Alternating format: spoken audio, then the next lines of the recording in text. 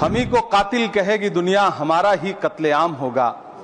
हम ही कुएं खोदते फिरेंगे, हम ही पे पानी हराम होगा। मैं वक्फ कानूनों में किए जा रहे संविधान विरोधी बदलावों के खिलाफ बोलने के लिए खड़ा हुआ हूं। देश के मुसलमानों से नफरत में इतनी अंधी हो गई है कि खुलेआम देश की संसद में देश सरकार के माइनॉरिटी मिनिस्टर साहब और होम मिनिस्टर साहब झूठ बोलते हैं और देश को गुमराह करते हैं। जिस बिल को मुसलमानों के हुकूक की हिफाजत करने वाला बिल बताया जा रहा है, उसी को पेश करने के लिए और उस पर बात करने के लिए लोकसभा में भाजपा सरकार के पास एक भी मुस्लिम सांसद नहीं है। जिस वक्फ बिल को मुस्लिम महिलाओं को हक दिलाने वाला बताया जा रहा है, उसे संसद में पेश करने वाली पार्टी के पास न तो राज्यसभा में, न लोकसभा में, न देश की किसी विधानसभा में एक भी मुस्लिम महिला सदस्य नहीं।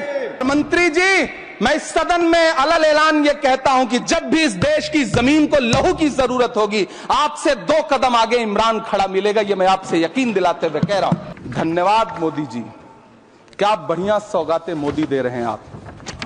पहले हमें गुजराते मोदी दिया, आप सौगाते मोदी दे रहे हैं।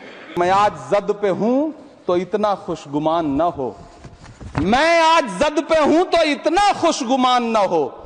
चराग सबके बुझेंगे, हवा किसी की नहीं। चरागों के सफर में दबदबा हो आंधियों का तो फिर अंजाम जुल्मत के सिवा कुछ भी नहीं होगा। ये दुनिया नफरतों के आखिरी स्टेज पर है, इलाज इसका मोहब्बत के सिवा कुछ भी नहीं होगा। इस बिल में जो भी पॉइंट्स दिए गए हैं, बॉम्सी पोर्टल देख लीजिए, सरकार का झूठ आपको पकड़ में आ जाएगा। हम डरे नहीं हैं, हम सिर्फ सरकार से अपील कर रहे हैं कि हमें अपना समझिए। इसे भले किरण जी लेके आए हैं, लेकिन ये उम्मीद की नहीं बल्कि नाउम्मीदी की किरण है। और इस देश की एक बहुत बड़ी आबादी इस बात से खदशे में है, शक में है कि आप सीधे उनकी जमीनों को लूट करके धन्ना सेठों को बेचना चाहते हैं। धन्यवाद सभापति महोदय। हम ही को कातिल कहेगी दुनिया, हमारा ही कत्लेआम होगा। हम ही कुएं खोदते फिरेंगे, हम ही पे पानी हराम होगा। सभापति महोदय, सन 1947 में दिल्ली की जामा मस्जिद की तारीखी सीढ़ियों पर खड़े होकर के भारत रत्न मौलाना अबुल कलाम आजाद साहब ने कहा था कि मुसलमानों कहां जा रहे हो, यह है तुम्हारा मुल्क, यहां तुम्हारे आबाओ अजदाद की कब्रें हैं। उस वक्त मौलाना आजाद की ये सदाएं सुन करके लोगों ने अपने सरों की गठरियां उतार करके रख दी थी।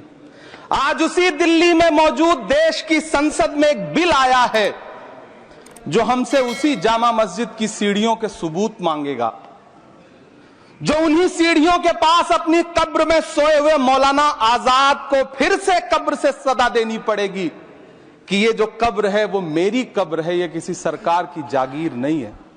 सभापति महोदय, मैं जहां खड़ा हूं, इसी संसद भवन के सामने सड़क के उस पार अपनी कब्र में सोए हुए भारत के पूर्व राष्ट्रपति फखरुद्दीन अली अहमद की कब्र है। शायद अब उस कब्र से भी सदाएं आए कि ये कब्र मेरी कब्र है, ये सरकार की जागीर नहीं है। सभापति महोदय, मैं वक्फ कानूनों में किए जा रहे संविधान विरोधी बदलावों के खिलाफ बोलने के लिए खड़ा हुआ हूं। संविधान का आर्टिकल 14 हो, 29 हो, 30 हो, चीख चीख कर कहता है कि देश में सब बराबर के हकदार हैं। आर्टिकल 26 कहता है कि सबको अपने अपने मजहबी कामों के लिए मंदिर, मस्जिद, गिरजाघर, गुरुद्वारों का निर्माण करने का हक है और उसका रखरखाव का भी हक है। लेकिन डॉक्टर बाबा साहब अंबेडकर के संविधान को हर दिन कुचलने वाली ये सरकार देश के मुसलमानों से नफरत में इतनी अंधी हो गई है कि खुलेआम देश की संसद में देश सरकार के माइनॉरिटी मिनिस्टर साहब और होम मिनिस्टर साहब झूठ बोलते हैं और देश को गुमराह करते हैं। झूठ शब्द असत्य बोलते हैं। सरकार ने इस बिल का नाम उम्मीद रखा है। मंत्री जी, कल से इसे देश के मुसलमानों के लिए नई उम्मीद बता रहे हैं। नहीं मंत्री जी, न तो यह बिल मुसलमानों के लिए नई उम्मीद है और न ही उम्मीद की नई किरण। सभापति महोदय, भाजपा ने पूरे देश में वक्फ के नाम पर कई सारे झूठ फैलाए हैं। आइए आज उनकी सच्चाई पर बात करते हैं। वक्फ ट्रिब्यूनल को ऐसे बताया जाता है जैसे वक्फ ट्रिब्यूनल कोई मजहबी खाप पंचायत हो। सभापति महोदय, जबकि सच्चाई यह है कि वक्फ ट्रिब्यूनल भी तो सरकारी न्यायिक विभाग है, जिसमें सरकार द्वारा नियुक्त जज होते हैं, जिसमें प्रशासनिक अधिकारी होते हैं, कहीं ऊपर से थोड़ी आ गए।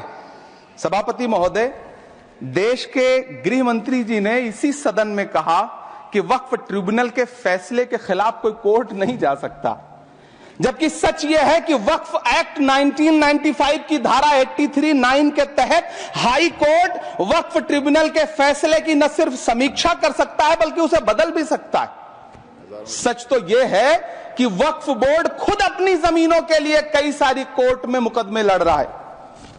सभापति महोदय, दिल्ली की जिन 123 संपत्तियों को लेकर कल माइनॉरिटी मिनिस्टर, होम मिनिस्टर साहब और अभी आदरणीय नेता सदन बात कर रहे थे, आइए उनकी सच्चाइयों पे भी बात करते हैं। 1911 में जब अंग्रेजी हुकूमत ने कोलकाता के बजाय दिल्ली को राजधानी बनाने का फैसला किया, तो रायसीना हिल्स के चारों तरफ जो मुसलमानों की ढेर सारी जमीनें थी उनको एक्वायर किया गया और लुटियन को इसकी तामीर की जिम्मेदारी सौंपी गई। सेंट्रल विस्टा की तरह लुटियन जोन का मेगा प्लान तैयार हुआ, लेकिन उस वक्त के मुसलमानों ने उस वक्त की अंग्रेजी हुकूमत से अपनी इबादत गाहों को बचाने के लिए लड़ाई लड़ी। मामला ब्रिटिश गवर्नमेंट तक पहुंचा। तब यह तय हुआ कि वो जो धार्मिक स्थल हैं उन्हें जस का तस रहने दिया जाएगा।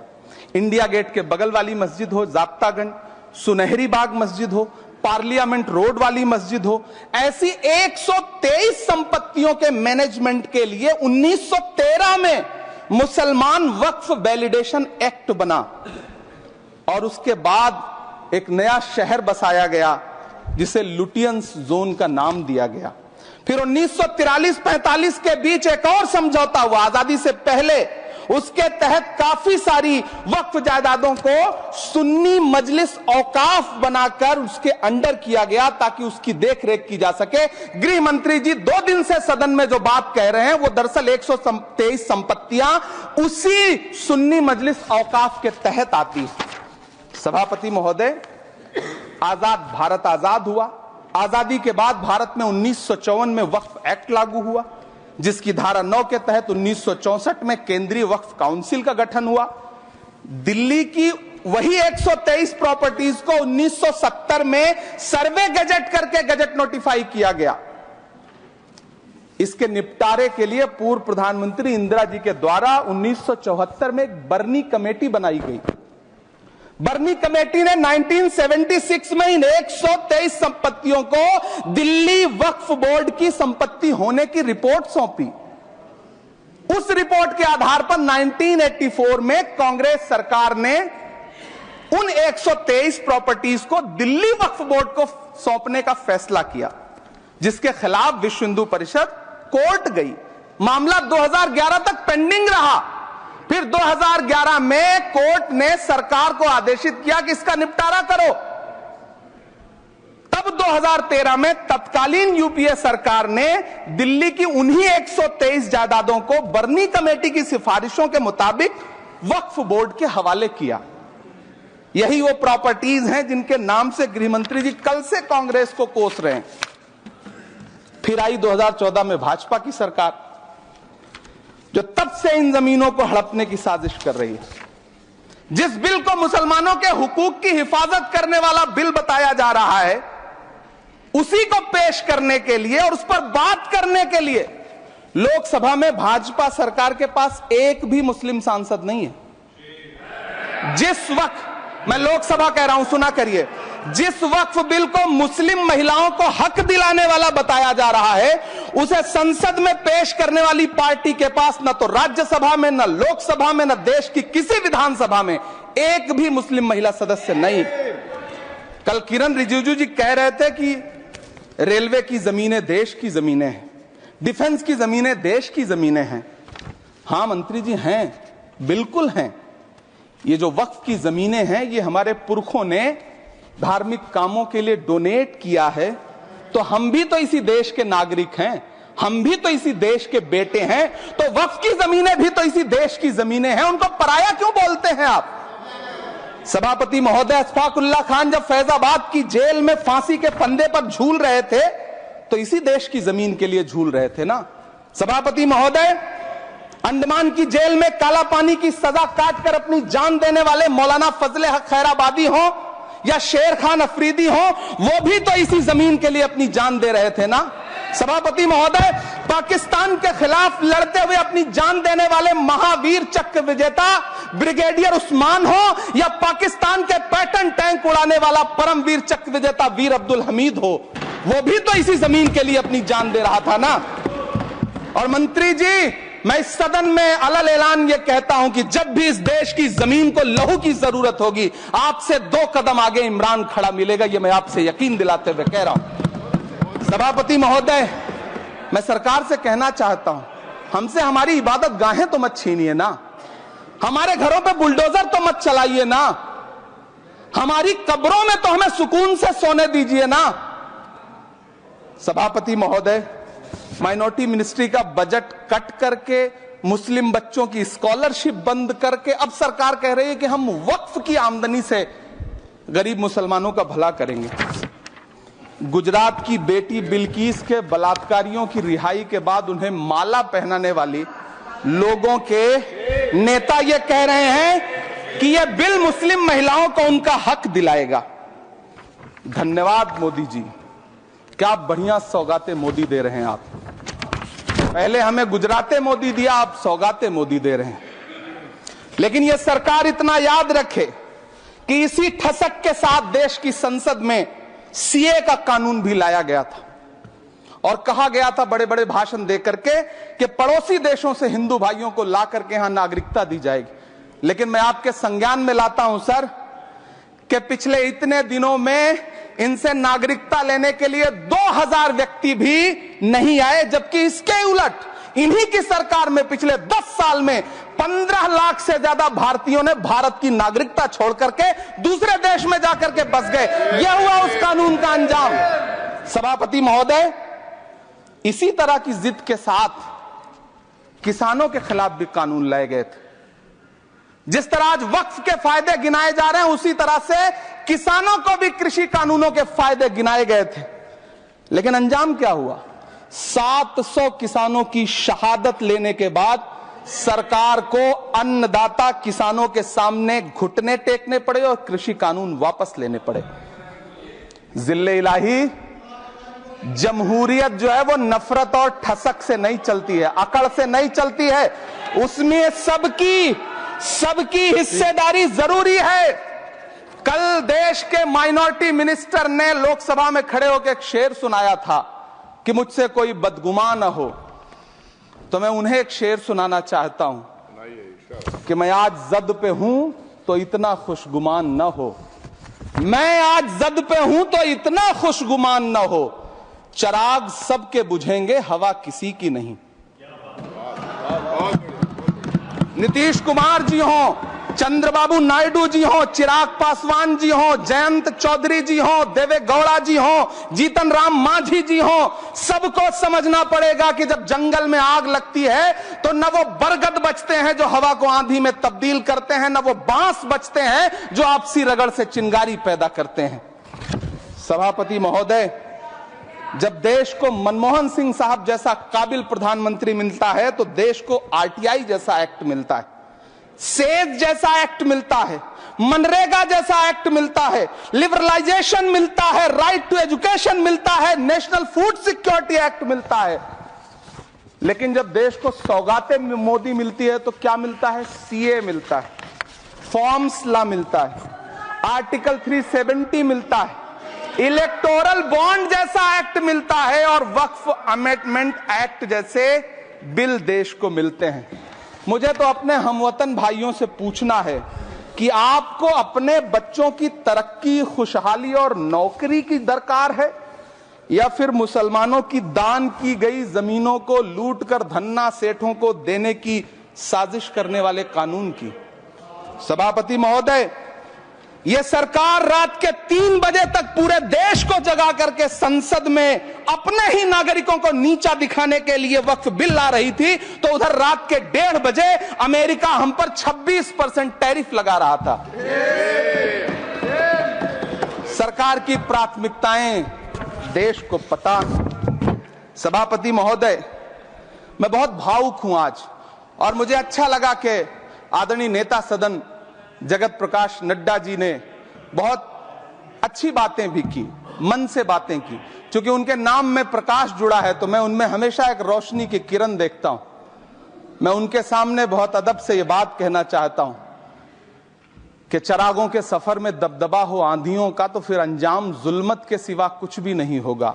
ये दुनिया नफरतों के आखिरी स्टेज पर है, इलाज इसका मोहब्बत के सिवा कुछ भी नहीं होगा। मैं भावुक हूं, मेरी पलकें गीली हैं। अगर देश की एक बहुत बड़ी आबादी को लगता है कि आप उसका भला करने के लिए नहीं बल्कि उनकी इबादतगाहों, उनकी कब्रिस्तानों, उनकी खानकाहों को बर्बाद करने का बिल ला रहे हैं, तो फिर आप अगर समझाने में नाकामयाब रहे हैं तो यह आपकी नाकामयाबी है। पहले समझाइए, उसके बाद कोई बिल लेकर के आइए, तब शायद हम आपका इतनी पुरजोर तरीके से विरोध ना करें। लेकिन सभापति महोदय, मैं अंत में सिर्फ इतना कहना चाहता हूं कि इस बिल में जो भी पॉइंट्स दिए गए हैं, बॉम्सी पोर्टल देख लीजिए, सरकार का झूठ आपको पकड़ में आ जाएगा। हम डरे नहीं हैं, हम सिर्फ सरकार से अपील कर रहे हैं कि हमें अपना समझिए। हम आपके अपने हैं, इस देश के नागरिक हैं, और आप ताकत में हैं। संख्या बल के आधार पर बिल हो सकता है आप पास करा ले, लेकिन आपको यह बात समझनी पड़ेगी कि हम तो वो तारीख हैं, जहनों में रहना है जिसे, कागजी पुर्जे नहीं जो फाड़ डाले जाएंगे। जिस जमीन पर मैं खड़ा हूं ये मेरी पहचान है। आप आंधी हैं तो क्या मुझको उड़ा ले जाएंगे? आपको यह बात समझनी पड़ेगी।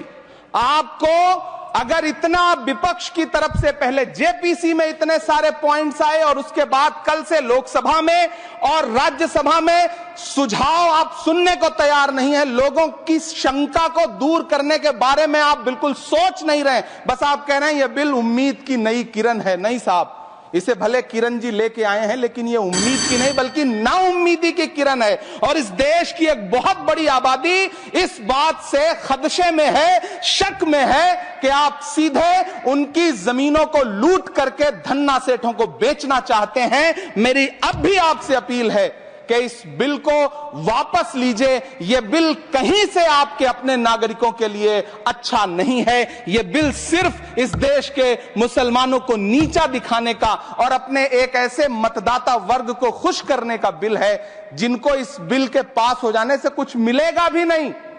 लेकिन आप एक नैरेटिव देना चाहते हैं, एक मैसेज देना चाहते हैं। मेरी आपसे अपील है कि कृपया ये जो सबका साथ सबका विकास का नारा है, इस नारे को रत्ती भर तो चरित्रार्थ कर दीजिए।